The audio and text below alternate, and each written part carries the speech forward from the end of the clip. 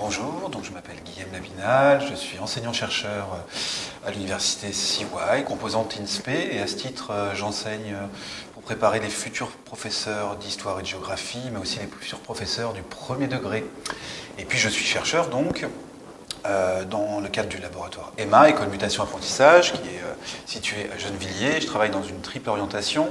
D'une part, je travaille autour de l'histoire de la géographie, j'essaie d'analyser la manière dont s'est construite sa pensée. D'autre part, je travaille sur la géographie en tant qu'elle est une discipline enseignée, et c'est le texte qu'on va évoquer ensemble aujourd'hui.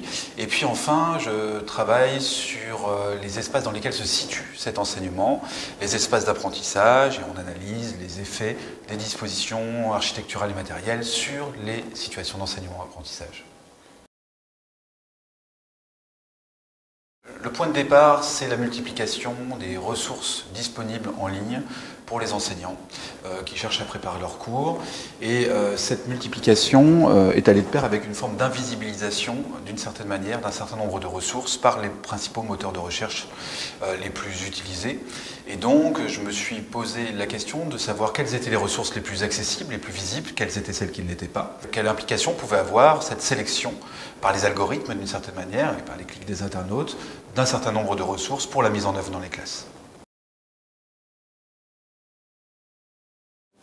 Alors, ce qu'on observe principalement, c'est la très forte visibilisation des ressources issues de sites d'enseignants, donc blogs d'enseignants, etc., qui proposent leurs séquences pour préparer leur classe et qui les mettent en partage sur les sites internet. On observe également sur les moteurs principaux une visibilisation très forte des sites qui donnent accès à quelques ressources gratuites, mais qui offrent par la suite évidemment un abonnement payant et qui se proposent parfois un peu sur le modèle d'une start-up, comme des organismes qui vont proposer des cours à mettre en œuvre par les enseignants auprès de leurs élèves. Et ce qu'on observe enfin, c'est le fait que les ressources issues plus institutionnelles, EduSchool, etc., n'apparaissent pas immédiatement, qu'elles arrivent derrière et qu'il y a tout un nombre important de ressources qui en fait n'apparaissent pas du tout. Et c'est évidemment un classement qui fait question pour les enseignants, qui doit faire question pour les enseignants comme pour le chercheur.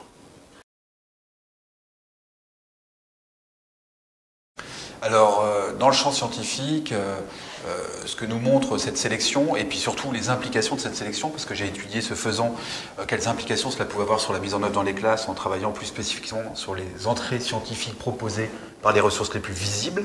Et ce qu'on observe, c'est que globalement, c'est effectivement les ressources qui proposent des entrées très traditionnelles en géographie, au détriment d'un travail qui porte sur les jeux des acteurs à différentes échelles, au détriment d'un travail qui porte sur le sensible, au détriment d'un travail qui porte sur l'analyse des représentations, des tas de choses qu'on fait dans la géographie scientifique depuis un certain nombre d'années, que les programmes invitent à faire aux élèves, mais qui sont quasiment pas visibles sur Internet. Donc ça a des implications scientifiques qui doivent interroger didactiquement l'enseignant, en tant qu'il est concepteur de ses cours et que la fonction de conception est indissociable du statut d'enseignant, un cadre de la fonction publique.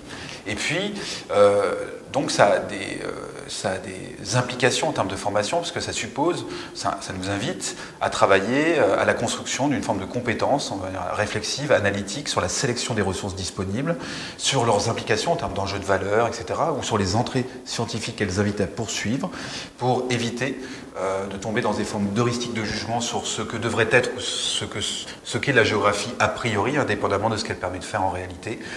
Et puis il y a pas mal de choses qu'en fait on ne voit pas en classe. Donc ça questionne profondément à la fois le pédagogue, le didacticien et finalement le chercheur. Alors, il y a des questions, enfin, quand on analyse l'enseignement de la géographie, on analyse un enseignement. Et il est toujours situé dans un contexte. Le contexte est souvent celui de la salle de classe, dont le modèle a largement été discuté depuis un certain nombre d'années, puisqu'on est souvent sur un modèle magistralo-centré qui assigne une place à l'élève en vertu d'une disposition type bus ou wagon. Ça fait question depuis un certain nombre d'années. Il y a eu des études dans les pays anglo-saxons. En France, on y a travaillé très tardivement en réalité. Et donc aujourd'hui, au sein du laboratoire EMA, on a un projet qui s'appelle APRES, pour espace d'apprentissage, et qui interroge les effets des dispositions matérielles, architecturales sur les dynamiques des situations d'enseignement-apprentissage. On n'enseigne pas de la même manière quand on a des chaises qui sont verrouillées au sol dans un dispositif frontal et quand on a des chaises flexibles avec un mobilier adaptable, doté d'une certaine forme d'agilité spatiale. Et on travaille en ce moment sur la manière dont on ressent les qualités ou les défauts des espaces en fonction de qui on est, de la manière dont on se situe dans un espace, de où est-ce qu'on est.